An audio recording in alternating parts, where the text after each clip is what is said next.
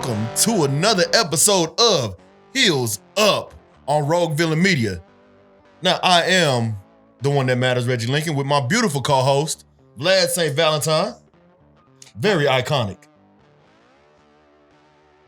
So we start off Raw this week, 8/17, with Drew McIntyre coming out and laying down another promo on Randy Orton, which is always good because Drew is terrifying and incredibly believable. Exactly. Just still BMF. That'll never go away. His BMF status will never go away, man. It truly won't. He's one of the best performers out there. As far as delivering a promo goes, he might be one of the best performers on Raw. Him and E, I think, are they're the two most engaging for me right now. And Montez Ford, of course, for you. Yeah. Well, Montez is just the facial expressions, mate. Hey, that's what makes it all, man. Oh, yeah. Like I said, man, that's the reason why you go back and you talk to, William Regal. He said one of the things that inspired him to be one of the sneering villain was he always liked that as a kid, the ones who would pull the cartoony, facial expressions in the ring. That's why you always got, William Regal always looking so pompous and pulling those facial expressions and stuff. Man, legend. It's great. Oh, yeah. I love it. Love it, love it, love it. The promo's pretty good, but it gets interrupted by Retribution backstage. Of course, with all the glitches and all that BS. So we cut back to Boomer Vince's Antifa, and they're fucking up with the truck, the production truck. And so after that, we go to commercial because of the problems. We come back, and Drew's trying to rally the troops backstage. Like, we're going to go beat up Retribution, which doesn't come up again the rest of the damn night. No, it doesn't. So it really doesn't. It goes absolutely nowhere. But it was just a chance for Seth Rollins to come out and mouth off to him, which, again, goes absolutely nowhere. No. The Drew, Murphy, and Seth thing, nowhere. No, maybe that's a setup for the future. I don't know. The only thing this sets up is when Seth comes out, Ricochet and Cedric start mentioning a little birdie told them that Rey Mysterio and Dominik would be here tonight. And that's what the setup is really for. You having problems? Yeah, this shit just keeps leaning down, going down. Going down, down, down, down. I gave it some scissor before the show. Going down, down, yeah. So it's got the lean on it. I guess so. That's right. That's what they call it, lean, right? Scissor, same thing. All the same. Scissor. Scissor. Yeah. Well, I bet I missed my P's. Whatever. I don't know about lean. I don't know that it's purple and all that good junk. And I don't know that it tastes wonderful and I love it and almost died from it. Other than that, I don't know nothing about it. Nothing about it. Not at all. Not at all.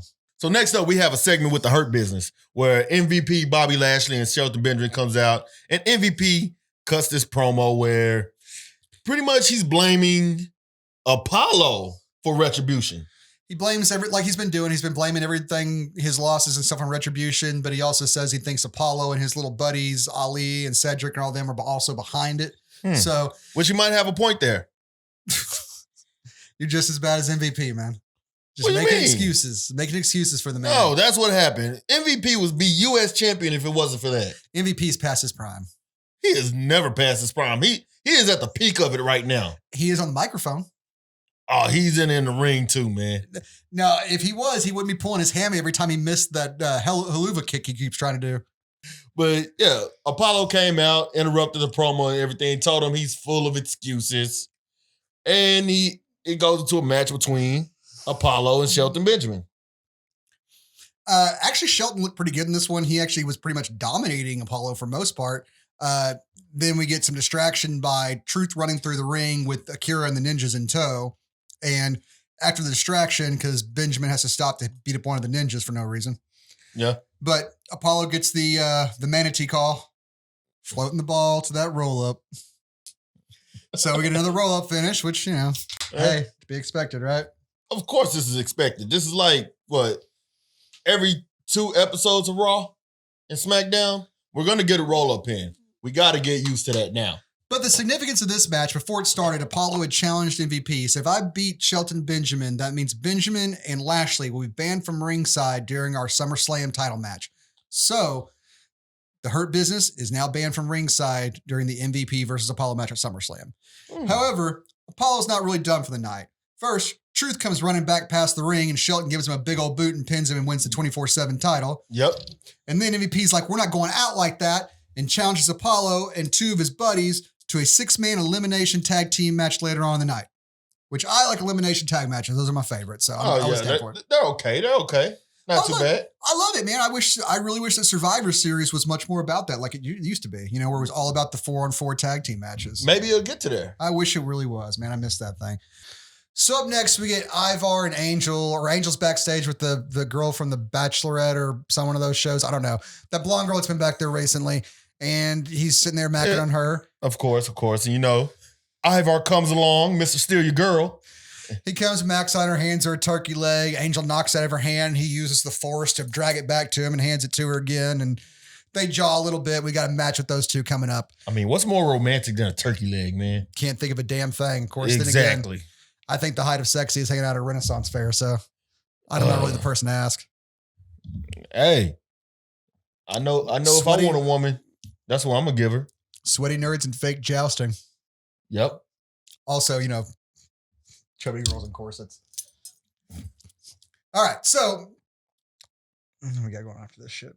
The Ivar versus Angel match. Oh yeah, Ivar versus Angel. This was not really much of a match. No, it wasn't. But Ivar really beat the hell out of him. He did for a little bit, but Angel ultimately gets the win, which kind of came out of nowhere. It really did. Angel just got thrown back in the ring, then decided that all the offense he had taken, he just decided not to sell anymore, and then kicked Ivar in the head once, and while he was down, hit that drop kick. That he really super seen at that. Yeah, but I'm going to officially say it right now, especially after what we see later on with Eric.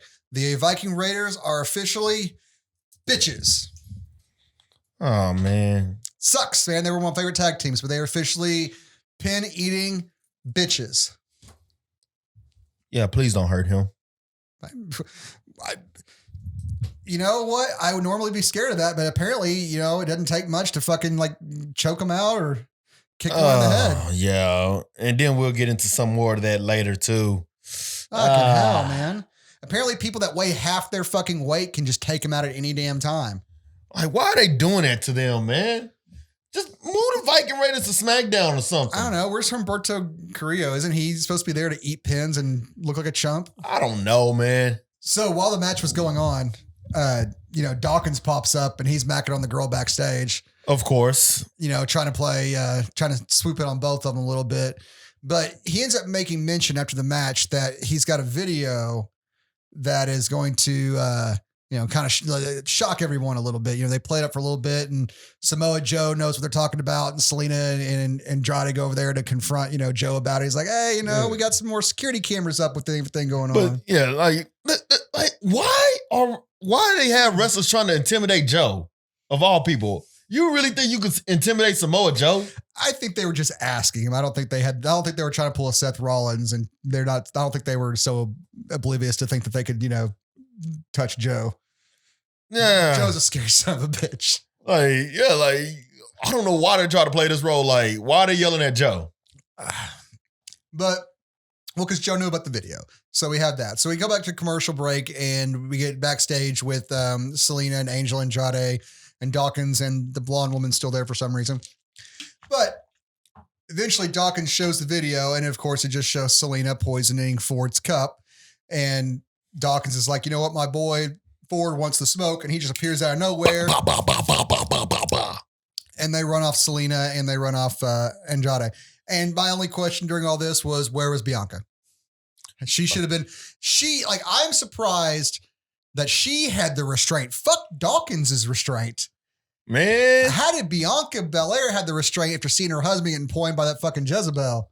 Poisoned by that Jezebel. Hey, but we'll get more into that later. All right. Yeah, we'll get more into Bianca later. So up next, we get a match.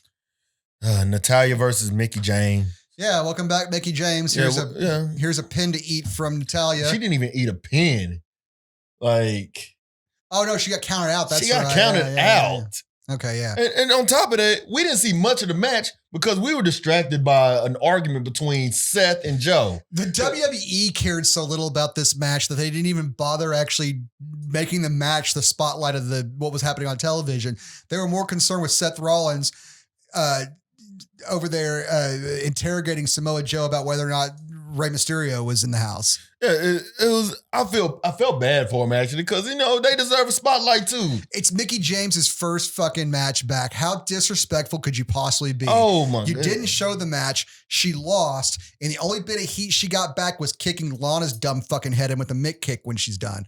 Like, yeah, she loses by count out. By count out. Useless. I love Mickie James. But if her purpose is to stay in the company and help put over new talent as a veteran talent, she don't need to be going up against Natalya, and she don't need to be looking like a bitch in her first night back, because otherwise it does nothing for the upcoming talent if they beat her. And if they really want to put Mickie James in the spotlight, don't put another segment to overshadow what she's doing. Well, they weren't trying to spotlight her. It was just, oh yeah, she's back. Just remember she's here. Oh yeah, you still exist. Hey. That's what I felt when I saw Tamina in the fucking women's Royal Battle Royale last Friday. I was like, oh shit, Tamina's still here. Holy crap, I didn't know that. I think the only reason why some of these talented women are there right now is because Vince don't want them to go to AEW. Or any other competition. Yeah, Vince is basically that kid that doesn't want to play with this toy, but doesn't want anybody else to play with it either. Yeah. The my phase. Especially if that toy is going to make him millions of dollars. Yeah, that will make somebody else millions of dollars. That's what I mean. All right, so next up we have Asuka and Shayna Baszler versus Bayley and Sasha. That's my Asuka. That's about the best I got. I probably just look like an orangutan. I don't know. But, hey, you did a better job than I would at it. Now, of course, Bayley and Sasha, they talk their little trash or whatever. Yeah, everyone said they were going to cut promos for the match tonight, which was, all right, whatever. Bayley and Sasha went on for way too long. Baszler comes out short and sweet, and she says, whoever has the Raw Women's title after SummerSlam. She's next. She's got next, which, cool. Cool. I'm waiting to see that. Like, another BMF. I really like the short sweetness of that promo. It's like, I got next, but it was kind of like the most terrifying kid on the basketball court calling you next. Like, I don't want to play him. I'm going to throw this match on purpose. I don't want to fight him. I don't want to play him. Nope. I don't need that level of embarrassment in my life. I don't need the level of embarrassment at this stage of my life that can cause a crippling defect mentally for the rest of my life. Like, fuck that. And then Asuka comes out and cut her promo. What'd she say again? Like, what the fuck should I know, man? I don't speak Japanese. Asuka's amazing. Asuka comes out and she cuts her promo, and she finally looks at Baszler and says, you're going to have to fight with me before you fight against me, meaning I'm going to beat these bitches for their titles. So we'll fight later, but right now let's take care of business. So they take their stuff off, they hop in the ring, and they start to take care of business. They did. They really did. Or at least they ran the gold role models off for a little bit. But as soon as the match starts, Bayley and Sasha just start working Asuka's ass over. Because that's what Bayley and Sasha do. They look strong in their matches, which, Yeah. Right. Yeah. Fair enough. They look a little too strong, though, if you ask me, but whatever. Whatever. But then, while Shayna Baszler was on the outside. Like a Nia Jax pretends like she does her best Resident Evil 5 impersonation, just busts through a damn wall when no one expects it.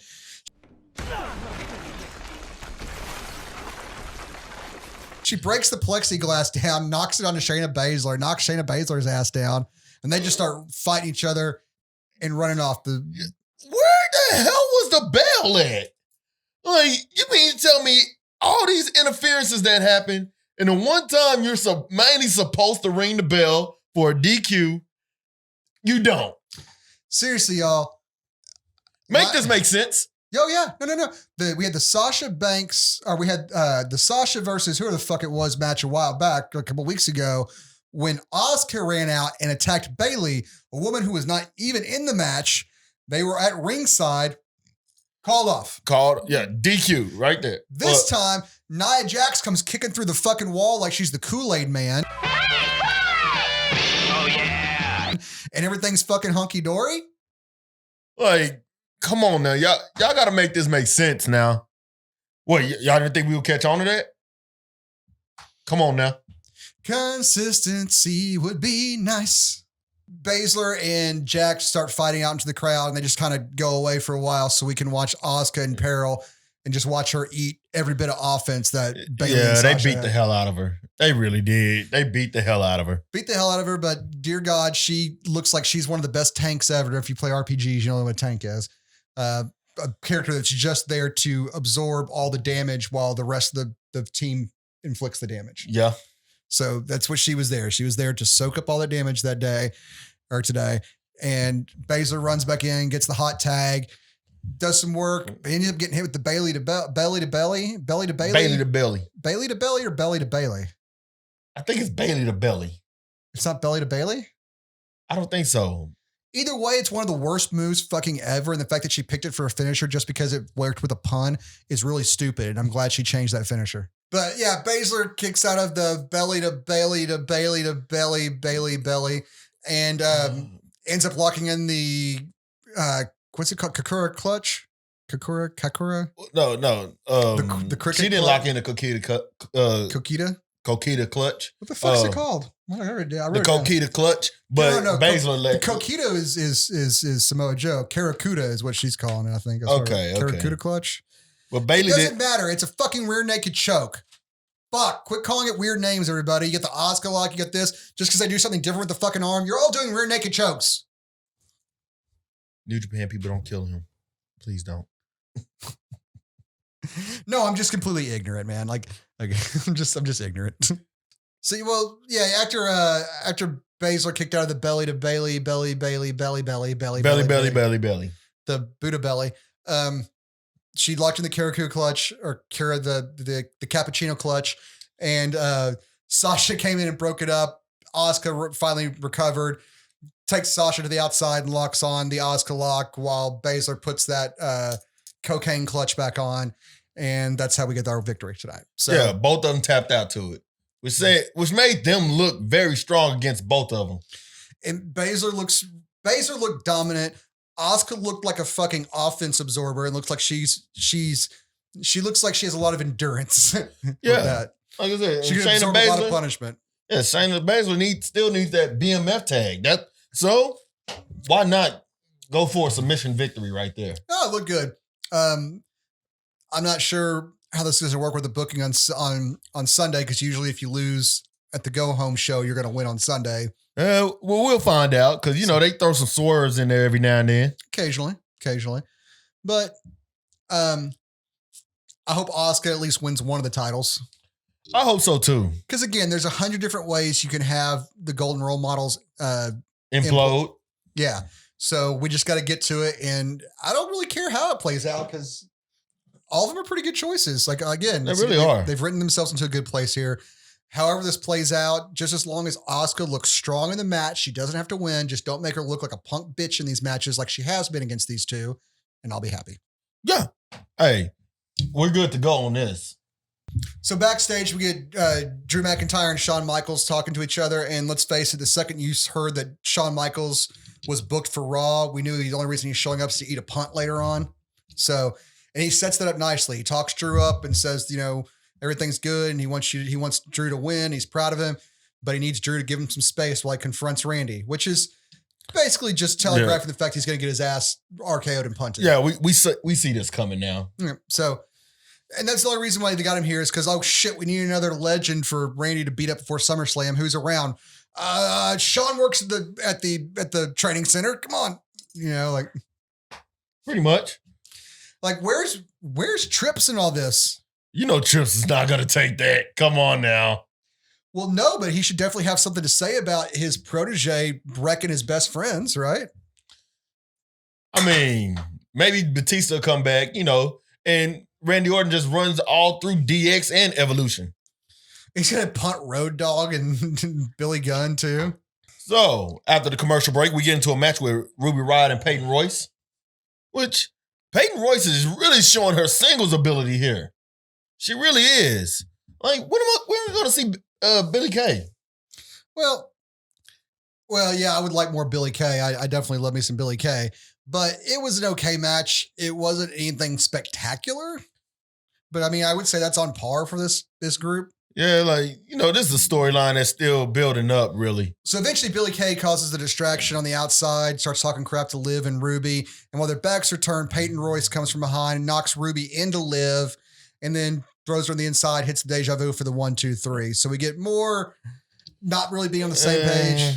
Yeah. They still trying to build the Riot Squad back up. It's a story worth being told. I'll say that. Well, I'll see where it goes. I just am enjoying watching the Iconics.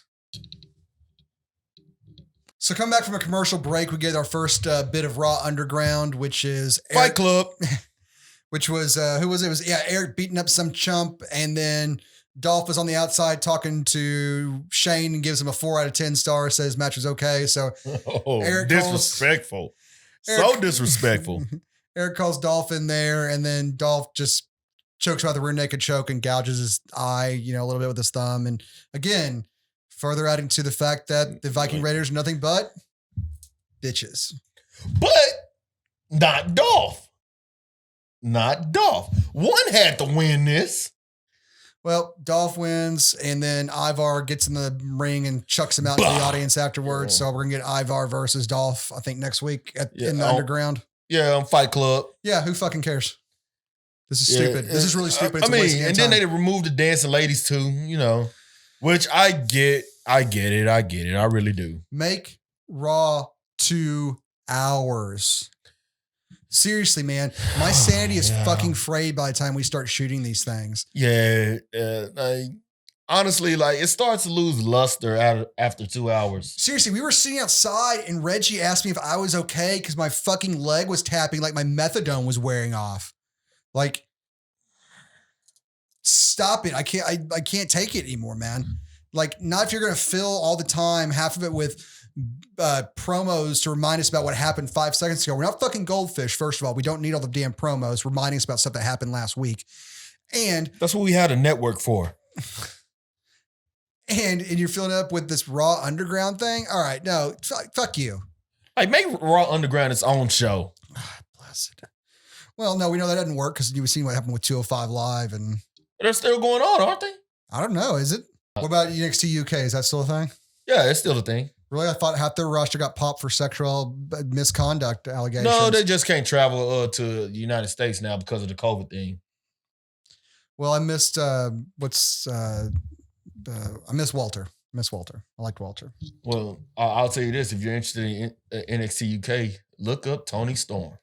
No, the person I'm interested in that was in NXT UK is Miss Jazzy Gabbert, the alpha female, who's no longer with NXT UK, but is still my fucking hero. I love that woman. She is powerful. She is terrifying. She's a beast, and she should have been on the main roster, mixing it up with Tamina and Nia Jax and the other bigger women in a woman Haas match, which we've never, ever had before. You want to break a barrier? Give me a big woman Haas match. All right, so after our little segment of Raw Underground, we go into Rey and Dominik coming out to cut their little promo on Seth Rollins. Yeah, it was a typical thing. Rey is like, I'm hurt because I couldn't take care of my son, but I'll be in your corner for Sunday and you're going to kick his ass, yada, yada, yada. Yada, yada, yada. But Seth and Murphy show up on the screen, which they show up on the screen, they talk some trash, and Rey's like, why don't you come out here and back your words up? They're like, fine, Rey, we'll come out there and fight you. And I'm like, if you were going to have them come out in the first place, why didn't you start the promo at the top of the fucking ramp? You know what I mean? Why did Seth and Murphy have to be backstage in the first place? Why didn't they start at the top of the ramp instead of making us all wait for them to walk from backstage to the fucking ringside? I'm not sure. This is WWE writing here. I can't explain this crap. I think Vince's gotten to Matt Riddle's stash, man. Get some Haagen-Dazs ice cream bars, a whole lot of hot. Make sure chocolate. Gotta have chocolate, man. Bro. And Bro's been getting his shit from RVD, so you know it's strong. Bro. Murphy and Seth come out, and they chase them out of the ring. Dom and Rey feign a retreat, basically, and Rey kind of puts Dom in the corner, something you would never do to Baby. Nobody puts Baby in a corner. And, he starts to circle back to the other side, drawing Murphy and Seth's attention because he's acting like he's going to get in the ring. As soon as the attention's off Dom, though, Dom comes with the kendo stick and just starts killing it. starts whipping on Seth and starts whipping on Murphy. And then Ray comes back in with his own kendo stick. Well, oh no, Dom hands Ray the kendo stick. Well, Dom hopped in with 2. He dropped one on the ground and started wailing on Seth. As soon as his dad came in, he threw him his and ran and picked up the other one. And Murphy had bailed out at that point, and they tried to tie up Seth. Yeah, in the ropes and wail on him the way he did Dom, but Murphy comes and makes the save when those 2 bail. It was nice to see the dad and son get a little bit of retribution. Since they're looking strong going into Sunday, I'm going to guess that Dom's not going to win his first WWE match, which is a shame to start your career in a loss. I mean, they may swerve us. It actually makes sense, to be honest. It does for the storyline. It's just a shame. But it does make sense in all ways for him. But we'll get into that, in our prediction show. Unless there's shenanigans, yes, I agree. Earlier in the night, Apollo had chosen his 2 partners for the 6-man tag match, and he picked Ricochet and Ali because Cedric had gotten the full Lashley, as they're calling it now. That's so fucking stupid. He got. He got the full Nelson lock. He got the master lock locked on him earlier, and he had to. He was like, "Well, you're probably a little sore, so you sit this one out." So we cut backstage, and MVP sitting there with Cedric. He's trying to get in his head. He's like, "Oh, your friends don't believe in you. They think you're the weakest link." Yada yada yada yada yada. Yeah. Good stuff. Good mind games from MVP. It does what it needs to do, but it fires up Cedric for a little bit later on the night, and we'll get to that a little bit later. But ultimately, this just shows MVP being the master of manipulation that he really is. He's just working those subtle vines into Cedric's head, and we'll see if eventually if it takes root or if anything grows from it. But maybe they're playing the long game with this one. Maybe Cedric will turn on his friends eventually. Just to see where it goes. I guess they heard our complaints from last week, and they've been fighting only people that we know about each other instead of some dude versus some chump, because we had Eric versus Dolph. But we've also got the 2 of the guys that we don't know much about who've been beating up chumps. We got that Riddick Moss and then Arturo something, the Brazilian amateur wrestling champion who did all the capoeira quick kick. 2 BMFs. Capoeira kick. Fuck. But yeah, like I said, I like to give them both the BMF tag, especially the way they handled each other in the ring. Look, man, you can give any fighter or wrestler that has anything to do with this stuff a BMF tag, because in real life, they probably are much better motherfuckers than we will ever be. But this stuff is boring. Sure. They haven't earned anything yet. They're 2 guys I know nothing about other than they won 2 other stupid fights last week that I didn't care about. And this time they fought each other. And since I guess we can't make either one look bad, they just roll to the outside and Shane calls it off. But when they start slapping around people in the audience. Yeah, I was about to say, the audience tried to come in for the attack. Bah! Right in the kisser. Pow! Right in the kisser. Why are we still talking about this? I don't fucking care. Because it's on the show. Who cares? But next we get into the 6-man tag team elimination. I do like that, though. Let's talk about that. Yeah, let's do it. Let's do it. So next we get into the 6-man tag team elimination match with the Hurt Business versus Apollo, Ricochet, and Mustafa Ali. Mufasa. Cedric the Entertainer, on the outside. On the outside. But Apollo Creed and Mufasa and Rickety are all heading up against the Hurt Business, and it's an elimination match, which, again, I looked down for 5 seconds, and Ali and Ricochet were gone. Out of the match, and it was a 3-on-1 to make Apollo look really strong for this SummerSlam match that I guess he's going to lose. I mean, at least I think he's going to lose. I do, too. We'll get into that later, I guess, in our prediction video. Yeah. I guess we should stop spoilers. Spoilers. All right, but Apollo ends up eliminating Benjamin right after that. And as soon as Benjamin's eliminated, Cedric comes down and he rolls Benjamin up for the pin. 1, 2, 3, and he's the new 24/7 champion. So that's the second title change tonight? Yep. So yeah, good for Cedric, man. Give him something to do. Heck yeah, I'm happy for him. Happy for him also, but he won't hold it for long, I'm sure. Oh, I'm sure of it too. So after that, we get Apollo eliminating MVP with his toss-up power bomb, which Bobby didn't even bother trying to break up, which I thought was weird. But as soon as MVP starts to roll out, Lashley is on Apollo, beats the crap out of him, wears his ass out, and finally hits a spear for the 1, 2, 3. Wins it relatively clean against him. So, save the strongest for last. Yeah, man, Lashley looks like a freaking beast. He looks like a monster, which is as cool. He should. No, I'm in total agreement with that. It's just weird because stature-wise, Apollo isn't that much smaller. He's a little shorter, but you would think of all people, Apollo should be the one guy to be able to kind of stand up against Lashley and not get tossed around like a rag doll. You know what I'm saying?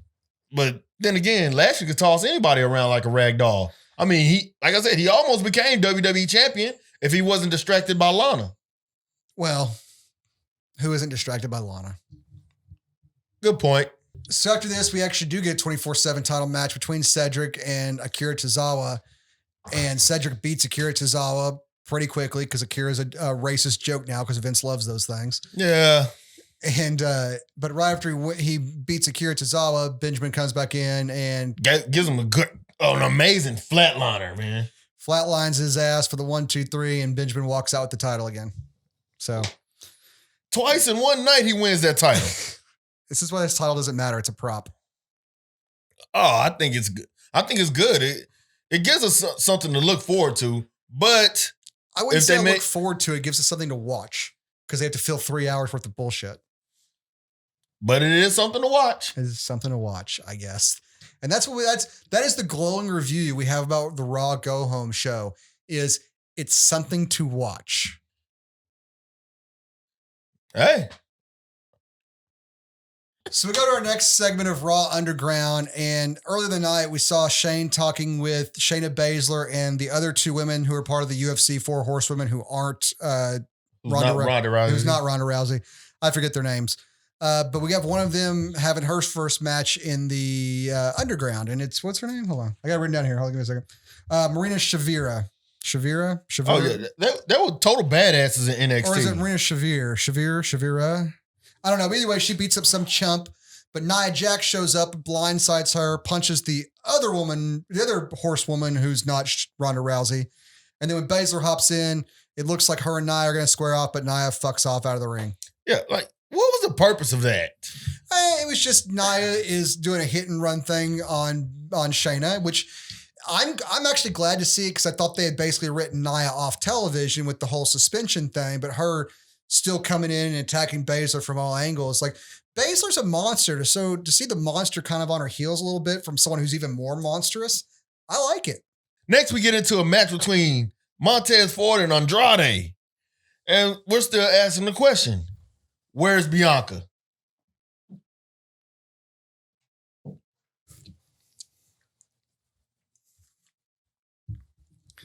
I want the smoke, but it's illegal in Texas.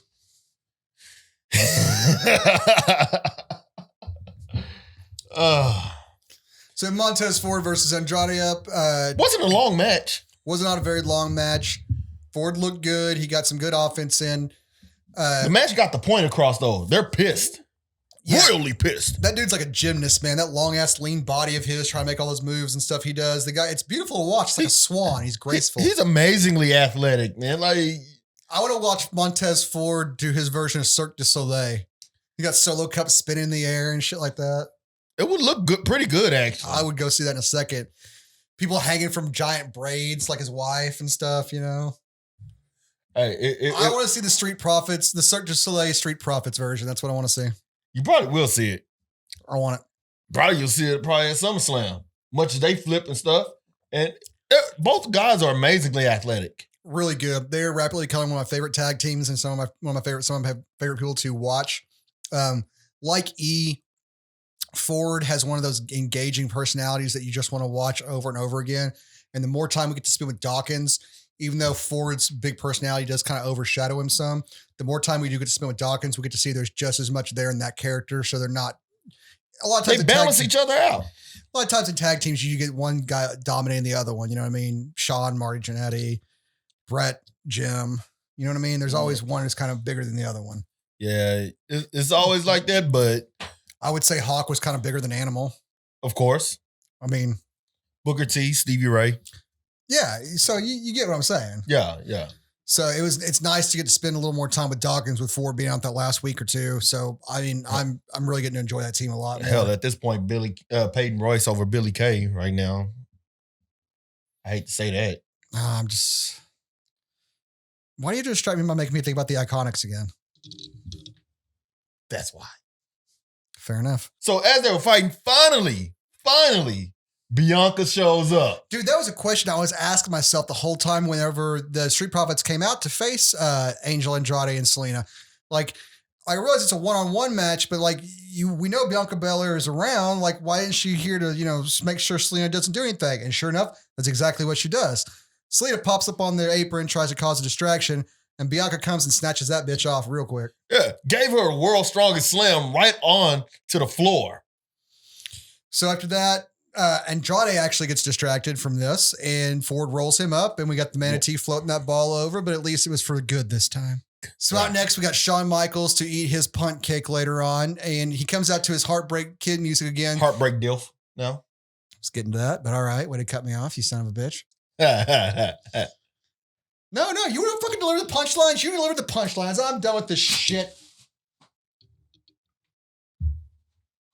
So, yeah, he's now the Heartbreak Dilf, since he's still hot, even though he's balding like a motherfucker under that hat. He's starting to look like, the older he gets, the more and more he looks like Dale Gribble. Really? Yeah. He really does.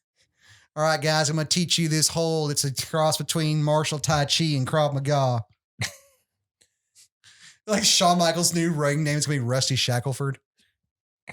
I would love to Rusty see that. Shackelford. All right.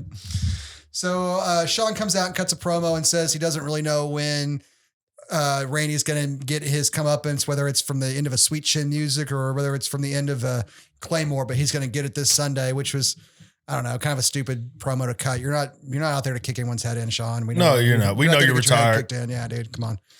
So he goes to walk out of the ring, and sure enough, he gets his RKO and he gets his punt kick.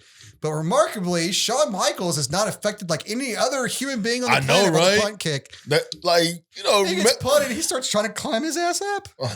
Yeah, like what? Like, Shawn Michaels of all people?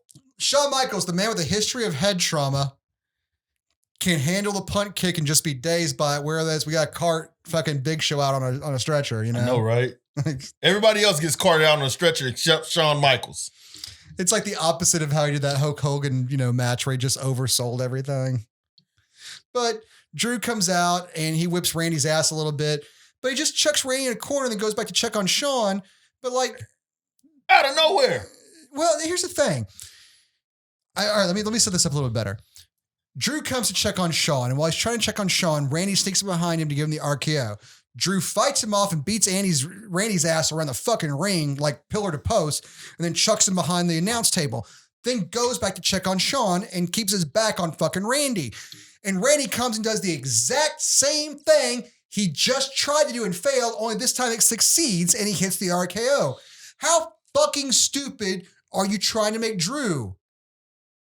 The whole thing we talked about for weeks upon weeks upon weeks about the thing we liked about Drew McIntyre is he's a smart face who does not fall for the same stupid shit every other face does. And now you have him see what Randy's up to, go, see it, meet it, get past it, and then fall for it, the same thing 5 seconds later. Well, what they're showing is his compassion got the best of him. No, and Randy capitalized on that. What they're saying is they have the fucking brain, they have the fucking memory power of fucking goldfish while they're writing this, and they couldn't remember what he did 5 seconds ago. It was stupid. Stupid. As Randy Orton would say, stupid. Stupid. Any last comments on this? No, as a matter of fact, that is my last comment of the night, because the last thing I fucking wrote down on my notes is stupid. Well, I guess that's it for the Go Home edition of Raw.